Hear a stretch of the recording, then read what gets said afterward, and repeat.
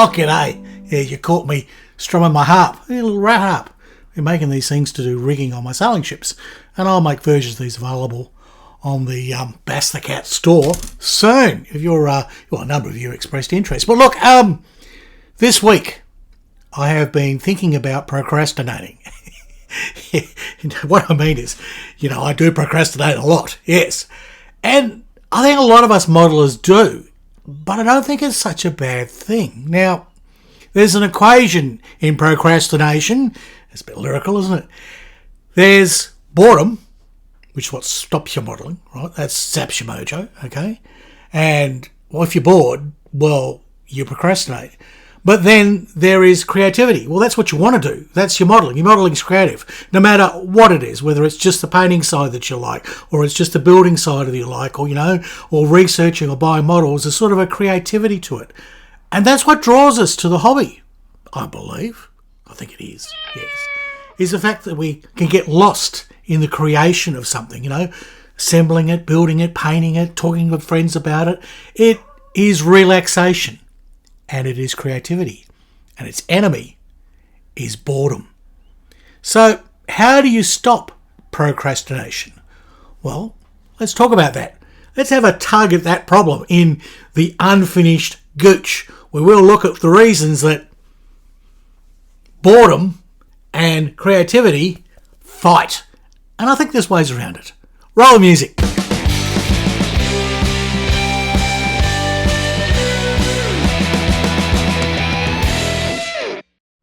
And a big shout out to my Patreons who influenced the topic of this video. Well, I kind of mulled around with the idea, but they said, no, go ahead.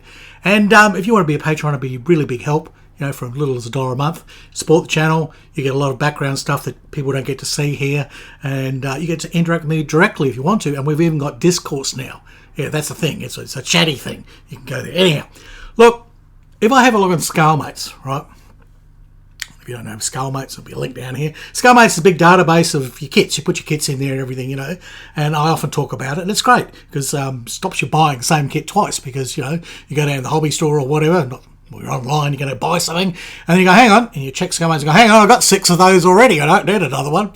Yeah, not that happens to me anymore. I don't really buy much anymore. But anyhow, Scalemates is great because it shows you, or at least allows you to database all the kits that you bought, find the accessories that can go with them. You can see how many you've built. But not only that, it's got a section called Started, which is like, the shelf of shame. And so as much as I try and hide these kits around here that I have begun and then procrastinated with, they're here. So let me go through my procrastinations. I'll tell you why I'm procrastinating on it, well, why I think I am, and a possible solution for me to get out of it. And then I'll summarise the whole thing. So anyhow, we'll get through them quickly because there's 20 of them. Yes, I know. So at the top of the list is the bounty. Now, not the lovely bounty that I made, which was plastic. Now, that was a procrastination too. So let me just give you a brief outline of that.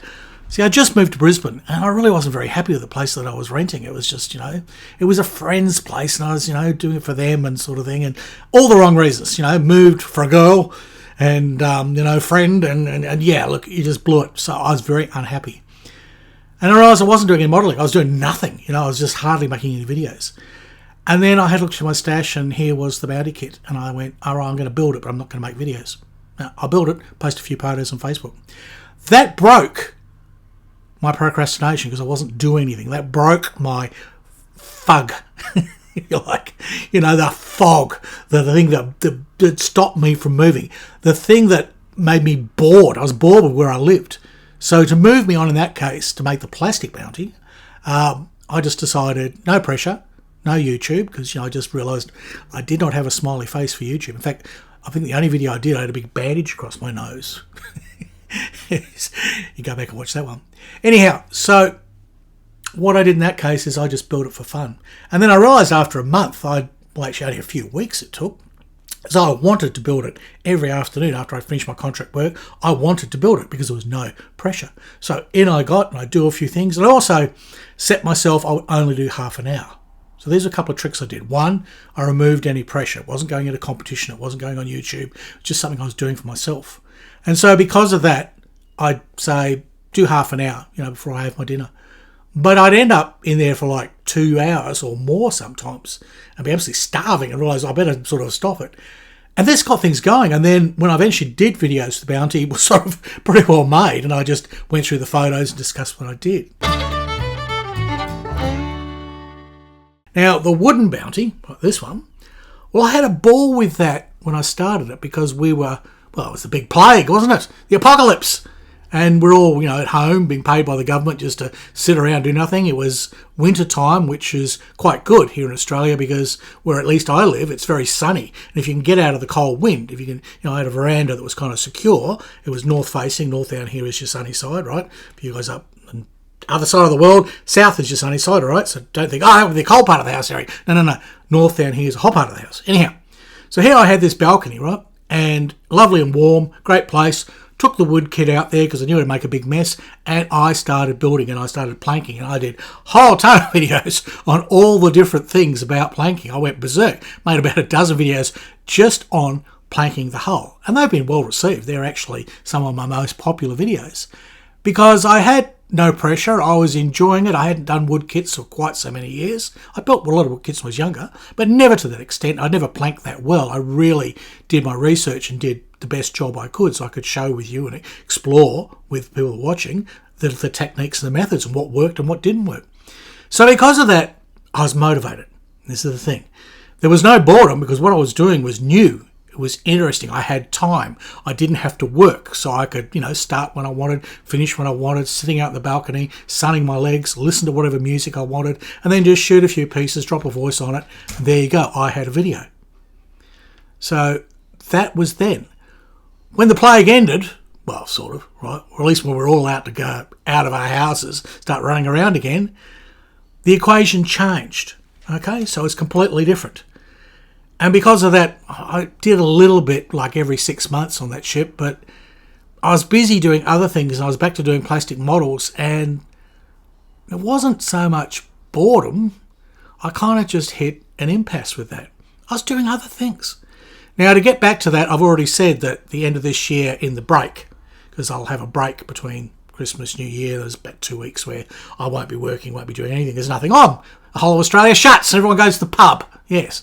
And during that period, because I can't drink because of the gout, right, so I won't be going to the pub, I set up in my garage a space to do the bounty where I can make a mess, I can leave it every day how it is, I don't have to tidy up, and I'm repeating the equation that worked. The equation that stopped me being bored, gave me motivation, and gave me a space to do things. So that's my solution there. Okay, so that's one. We probably won't do all 20 because we're here all bloody night. Yes. There's little things, like I started a little matchbox kit, and it's a fun little thing. I think it's an Aston. Looks like a Bentley. It's an Aston. That was just a thing to do when I was going to club. I was a little club up here on the coast here I used to go to, and when that club shut, well, that was my kit to take along to do there, and I do a little bit. So again, the equation of doing it disappeared. So it sort of didn't become part of the things that I wanted to do, and I sort of look at it and go, oh, it's not really that interesting. It was just something I potted around with while I chatted with everyone else. Again, the equation changed. So what do I need to do? Probably need to join another club. I think there's one down the road here that meets once a month. I haven't really bothered to sort of check into that since I've been here. I'm too busy doing other things like breaking my arm. Yeah, that was fun. So solution there would be, okay, how did it work before? Well, before I went to club, it was a fun thing to fiddle with, and eventually get built. Go back to club. So that could work. There's a BT7 there. Same thing there. I kind of started that. I did a lot of it. I'm just about at the painting stage. I think I sort of got sick and tired of painting. I couldn't be bothered painting. And that's the thing. I have an aversion to painting, but I really should I think all I've got to do is put the tracks on it and paint it. So what do I need to do to motivate myself to finish that? Well, one of my YouTube viewers said, every time I finish a kit, he's going to send me some money. So really, I've got a monetary incentive. Yes. That would work. Two, it'd be good to get a few done this year. So I should try and squeeze that in. But the trouble is, I've really shifted to doing all the ships. So it's going to be a tricky one. Maybe I'll fit it in after I sort of fiddle with the bounty. Maybe the first thing I'll do next year is I'll do things differently next year. Next year, I will get that kit painted and done out the way. Do some armour for a change. Right? And that would also include, while we're doing the armour, there's the boot, right? Yeah, the Schwimm wagon. Not the Porsche one. This is another one, right? This is another Schwimm wagon. And I got so far with it, but I just found it a very frustrating kit. Parts were tiny, instructions were hopeless. I got to the point where it was so annoying to build that I didn't want to do it. I was not so much bored, I suppose, as angry, but either way, my mojo just went. I just look at the kit and go, I can't be bothered. But I think I will just not worry about the little parts that need to go on that, and I'll paint it. So I'll paint it and I'll paint the BT7. Maybe I'll do that in January, okay? So maybe I'll make a plan to say, that's what I'll do, and I'll take away whatever was stopping me, or remove the limitations, the things that made me think, oh, that's boring, I don't want to do that, I'm not enjoying it. If I can remove the boredom, then the enthusiasm might come back and the creativity happens. Schleswig Holstein, the Warspite, and there's also Deutschland. These are all big battleships. Right? What happened there? Well, I kind of doing sailing ships and other things, and then I hurt my arm. That was the worst thing. I hurt my arm. I really couldn't do much. My output went down considerably, okay? And because I really couldn't do much with my left hand. Well, my left hand would work, but it was just too painful with my arm, so I'd only survive like an hour or two. What keeps making noise back here, Bask? I thought Bask was under the table. It's me putting my sweaty elbow down and picking up some little, the plastic little rooster ring here, duck ring. Yeah, there's a long story with it. So, yeah, next year I am planning to have a battleship year sort of thing. I've been doing sailing ships this year, and I did the Sunderland. Now, the Sunderland was the one that was a good one to do when my arm was broken, because I could only do half an hour at a time. So I got that Sunderland finished only through just doing, I probably did 4 hours a week on it. That's all I was doing. And I'd get, just something done, a little bit of masking, a little bit of painting, a little bit of this, a fiddle with the interior. Really, what I did, you could probably knock off in a couple of weeks if you're just building it without any interruptions. And yet I took about 3 to 4 months to do that Sunderland. And this is why. I was broken, okay? So there, it wasn't so much boredom, it was pain. So I couldn't do it. And I go, I can't be bothered doing that. I just go watch television, because I just could do it. But I wanted to finish the video, and then that's when I had the incentive, finish the video, Harry, we'll pay you some money. And it gave me the little nudge I needed. And sometimes you need a little incentive. Like if you said to yourself, no more new kits until I build one of these kits, right? And I've said this before in the stage video. So you limit yourself. You say, this is a reward if I can do that. That may just break the boredom, the depression, the lack of mojo, whatever you want to call it, that thing that's stopping your creativity, stopping you from moving ahead. If you can create a little reward system for you, if you can remove some of the things that are getting in the way, like for me, the pressure of having to get videos out, remove that. So don't worry about it, just build it, finish it. Take it to club, build it with my friends, whatever. If you can just sort of sit back and go, when am I most productive? When do I enjoy my hobby the most? That's the framing, that's the environment that I need to get into. There's lots of other things here. There's a couple of spaceships, there's a Stingray. What's happened to the Stingray? Well, I bought the wrong paint. I was all ready to paint it late in October, and then a friend pointed out to me, that paint you've bought, that's only to be brushed on for miniatures. Right, I bought this, what's it called? SMS sort of paint. Got a whole stack of it, and I don't think it's that one. I think that was the primer, but it's actually not supposed to be airbrushed, and I really need to airbrush the Stingray, so I need to pull my finger out and order the right colour. So what's happening there? I'm not bored with the Stingray, but I kind of enjoy doing the interior now. Just painting it, well, I've got to get the right paint and get motivated. I've just got to do it. So the Stingray, I really want to get done before the end of the year, and my reward there is I'll make a space in my cabinet and leave it blank. Right, I've thought of this. I'll make a little space, blanks. Every time I go down and have my dinner and watch some TV, I go, there's a blank space in that cabinet. That's right, I need to fill that. Again, I create an incentive and a reward system for myself. Like, I need to fill that. It'd be really nice to have the Stingray in here because I'd really like to look at it each day. And it's, it's basically built. I just got to glue the top and bottom together, whack some paint on it. How can it be? So that's about it. I mean, I don't want to go through all the rest. There's a few aeroplanes there. There's a Formula One kit from Tamiya. I don't know what happened there. Well, again, arm hurt, things. I'll get into that next year. And with the Tamiya kit, well, because I'm not really a big fan of Tamiya, I suppose my incentive there is to prove to myself that I could enjoy building a Tamiya kit. And I have. I've enjoyed the build so far. So really, if I finish that, again, I'll make a space in my cabinet and I'll go, here's the one and only Tamiya kit that I've ever completed and actually enjoyed. There you go.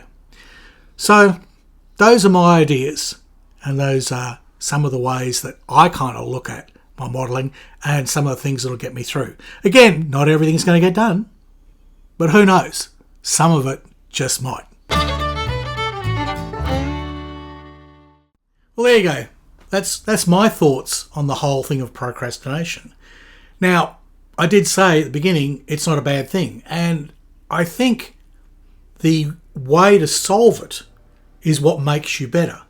Because the more you go, oh, I can't be bothered doing that, can't be bothered doing that, it could be with anything, you're going to dig yourself a deeper and deeper hole, and then you do procrastinate longer. If you can step back, right, step back emotionally and just try and look at the thing and go, well, when I did that, when I was capable of doing that thing, what was I doing? How was I feeling? And like in my circumstances, well, the apocalypse was on, or I was going to club, or I stopped making videos for that particular subject and just built it for my own joy. And, I remove things, or I'm going to, put a space in the cupboard there. I want to get it done. Or someone said, if you finish that, I'll give you a few dollars. Or, what were the things that incentivized you and made you feel better and got the juices flowing so that you wanted to do something in your hobby room? Now, if you can work out what that situation was, all you've got to do is recreate it. I think that's a simple solution. Give it a try. Let me know if that works for you. It mightn't, but then again, it just might. You may just break the mojo block, or the boredom, or the anger, or the frustration. You may just suddenly go, hey, weight lifted. I can do this now. And it actually wasn't that hard. Because like with most things, they're kind of psychological, and you build them up in your mind. You do it to yourself. There may be things around your external influences, but at the end, you choose all your emotions, all your reactions. They're all yours. Yeah. Don't believe me? Read some philosophy. You'll find out. All right. Well, that's about all I've got to say on that subject. There's buttons down here. There's buttons. There's always buttons, right? There's just buttons and buttons and buttons. I mean, I could basically, get rid of all my flies and just put buttons on everything, because it's just buttons everywhere. And they feed an algorithm which feeds an artificial intelligence which is taking over the world. It'll probably take over my job. In fact, I might not really be me. This may actually be artificial intelligence. How would you tell? Well, if there was any intelligence, it'd be a lot better. All right, that's all I got to say. So look, I hope you enjoyed today's video. Just me rambling. Old man yelling at clouds, apparently. All right, goodbye from Australia. It's hooroo from Harry Dean. Ace, what are you doing? Are you chewing on something? Don't eat that! I was building that! Oh, God.